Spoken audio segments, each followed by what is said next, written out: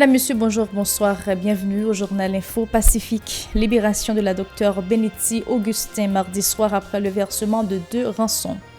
Des organisations sociopolitiques envisagent de manifester le 1er juin prochain devant les locaux de l'ambassade américaine en Haïti en vue de dénoncer la responsabilité des étrangers dans la crise globale du pays. Plusieurs militants projettent d'organiser un sit-in devant la résidence officielle du chef du gouvernement à Musso pour exiger son départ. Des activistes s'en sont pris au premier ministre Ariel Henry du fait de n'avoir pas soulagé les gens réfugiés sur des places publiques à cause de l'insécurité. Puis à l'étranger, 21 personnes, dont 19 enfants, sont mortes dans une fusillade dans une école du Texas aux États-Unis. Restez des notes, madame, monsieur.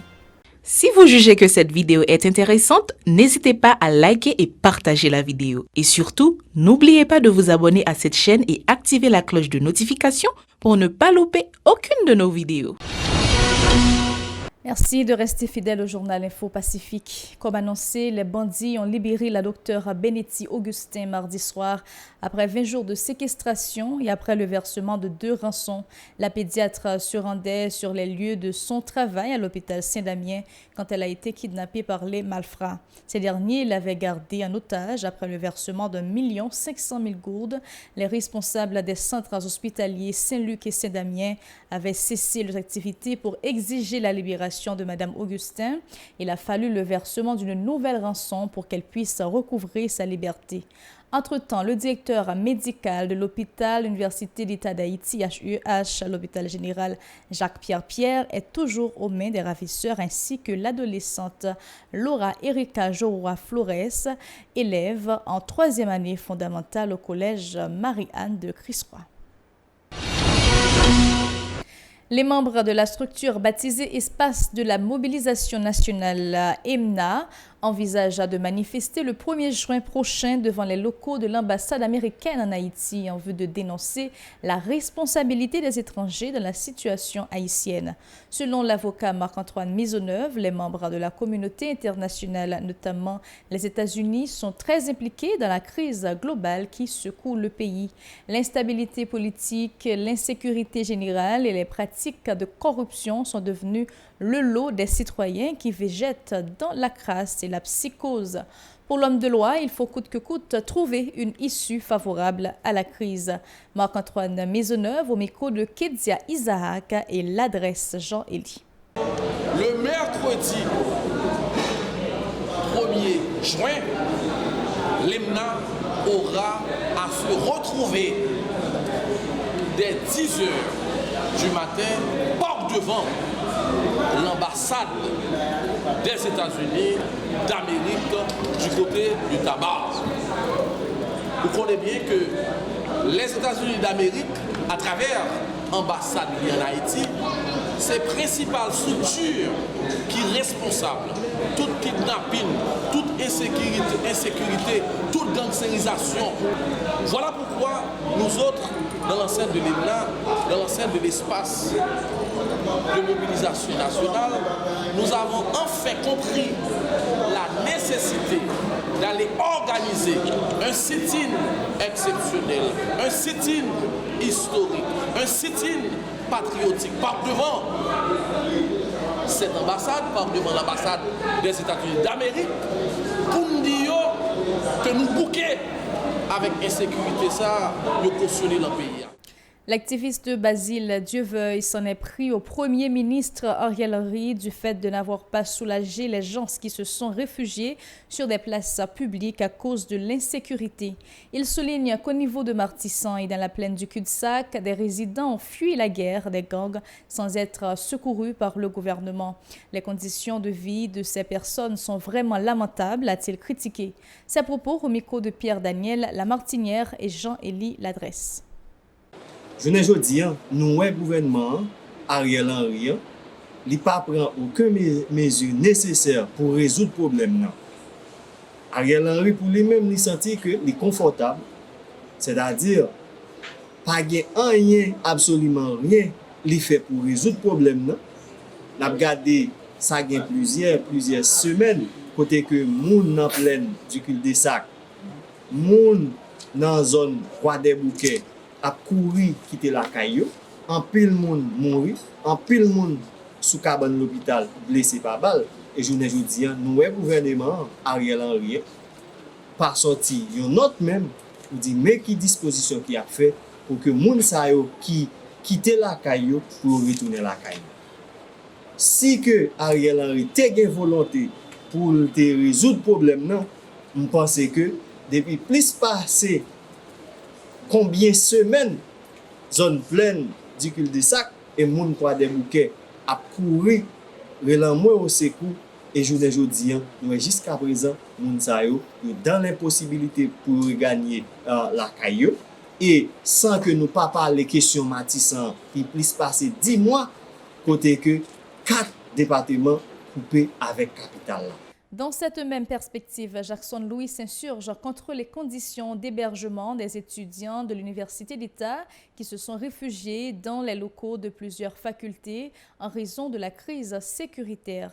Ces étudiants dorment sur des bancs depuis plusieurs mois sous les yeux passifs des autorités, particulièrement du rectorat, a reproché Jackson Louis, et plaide en faveur de l'intervention des autorités en vue de corriger cette situation abracadabrante. Ces réactions recueillies par Pierre-Daniel Lamartinière et Jean-Élie Ladresse. La conférence de presse a pour objectif pour nous dénoncer le rectorat Université d'État d'Haïti qui, malgré le mémorandum, les joignent avec Fonds national de l'éducation de un montant de 30 millions de gouttes sur la situation étudiant qui a passé mieux que dans l'espace faculté, qui malgré tout, je dis, pour faire rien concret pour résoudre la question. Le 1er juin, il fait 1 an, et je dis, nous avons avancé si au niveau plein que ça. Quantité d'étudiants qui a passé mieux que dans l'espace faculté par rapport un problème de sécurité qui est au niveau Matissan, mais je dis sans doute l'augmenter. Mais je dis nous avons un ultimatum de 15 jours ça. Si pendant 15 jours ça, il pas fait rien concret, mais nous prenons tout étudiant ça, nous allons planter piquet nous devant le local. De son côté, le militant Diolek Oliska déclare avoir paraphé l'accord du 11 septembre, réclame sa mise en application pour faciliter le déblocage de la crise. À son avis, le document préconise des éléments de solution à la crise socio-économique et sécuritaire qui tracasse les citoyens. Écoutons-le au micro de Pierre-Daniel Lamartinière et Jean-Élie Ladresse. Ariel Henry, c'est un accord qui te mettait le côté lié. Étant donné que nous-mêmes, dans le mouvement Encampé, nous c'est un accord qui pas jamais entrer en fonction. Parce que l'accord ça a été gagné la donne pour te résoudre le problème d'insécurité que le pays a fait face là. Je dis et nous avons presque environ 1 an, 11 septembre 2021, 11 septembre 2022 qui va arriver là, a fait déjà 1 an depuis que nous avons encore mis Ariel dans la tête pays. Nous avons demandé tout si à terre accord 11 septembre 2021.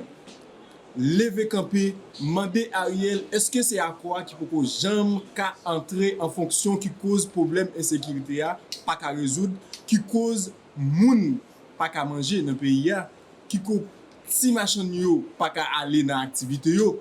Je dis nous-mêmes dans le mouvement Encampé, nous renouveler engagement nous bon côté population haïtienne pour nous dire Ariel, si vous ka diriger, si vous ka résoudre problème population ou prêter dans le pays. Mais si toutefois que problème ça, problème peuple haïtien fait face, ou pas qu'à répondre ensemble avec besoin de population, place ou pas dans tête pays, Ariel Henry, dans quelques jours encore, problème ça pas résoudre, mouvement Encampé Abdou, raché Manyokou, Jean Grand Yokou dit là, raché Manyokou, Baïtéa. Pour sa part, l'activiste des sources Pascal encourage le chef du gouvernement à remplacer les agents intérimaires dans les autres municipalités du pays, à l'instar de celle de la commune d'Arcaillet. Pour lui, cette initiative pourra faciliter le renforcement des collectivités territoriales. C'est à propos. Jeudi, nous-mêmes, nous avons proposé PM Ariel Henry des jeunes qui ont boumé.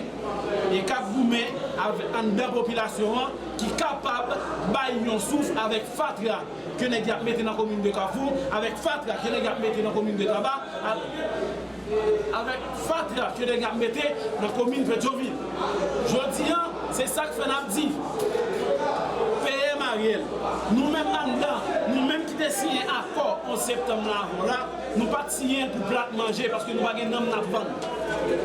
Nous pas que nous avons pour manger, même on série de leaders politiques qui expriment aujourd'hui, qui pas qu'à bataille, qui rendent que à bout de souffle. Il faut qu'on fasse tractation politique juste pour rendre PM pas travail. C'est ça que fait dans tête commune, c'est des bandits, des malfois, des chats belpo, des mimi-bimsois. PHTK, les journalistes qui étaient là-dedans, c'est eux-mêmes qui ont coupé raché, qui rendent PM Ariel paraître inexistant. Parce que net ça, ils n'ont pas utile rien. Ils n'ont pas utile rien avec la population. C'est seulement les âmes dans la classe, dans le quartier défavorisé, nous l'argent pour nous rouler caoutchouc, mais pas jamais penser avec des écoles communautaires dans la zone côté où existait. C'est raison d'être qui fait nous dire PM Ariel Henry, leur chef ou chef, leur pas chef pour prendre dans le pays. Parce que aujourd'hui, on a proposé PM Ariel Henry, mais on est pour France Etienne, un jeune qui apprend, qui étudie pour ça, et qui fait partie des commissions des armements qui travaillent avec le Sénat, qui était secrétaire d'État à la sécurité publique aujourd'hui. L'actualité internationale à présent, Madame, Monsieur, une nouvelle fusillade vient endeuiller les États-Unis. 21 personnes, dont 19 enfants âgés de 7 à 10 ans et au moins un enseignant, ont été tués mardi 24 mai par un adolescent armé dans une école primaire d'Uvalde, au Texas, identifié comme Salvador Ramos. Le tireur a été tué par la police, ont indiqué les autorités locales. Le président Joe Biden a appelé une nouvelle fois à adopter des mesures de régulation sur les armes à feu. Le suspect, qui aurait agi seul, a tué ses victimes d'une façon atroce et insensée, a déclaré Greg Abbott, le gouverneur du Texas, lors d'une conférence de presse. 2 personnes, une petite fille de 10 ans et une femme de 66 ans, sont encore dans un état critique, a annoncé l'hôpital University Health, situé à San Antonio. L'assaillant aurait d'abord visé sa grand-mère, dont l'état de santé restait à préciser, avant de se rendre à l'école et d'abandonner sa voiture pour entrer dans le bâtiment avec une arme de poing et peut-être un fusil, selon le gouverneur. Les mobiles de cette attaque, l'une des pires dans une école depuis des années, sont pour l'instant inconnus. Ce drame a frappé l'école primaire Robb de la ville d'Uvalde, située à environ 130 km à l'ouest de San Antonio. Plus de 500 enfants âgés de 5 à 7 ans, dont près de 90% d'origine hispanique, étudiaient dans l'établissement pendant l'année scolaire 2020-2021, selon des données de l'État. Le journal arrive à sa fin, Madame, Monsieur. Un plaisir de vous avoir informé sur la télévision Pacifique. Bonne suite de programme.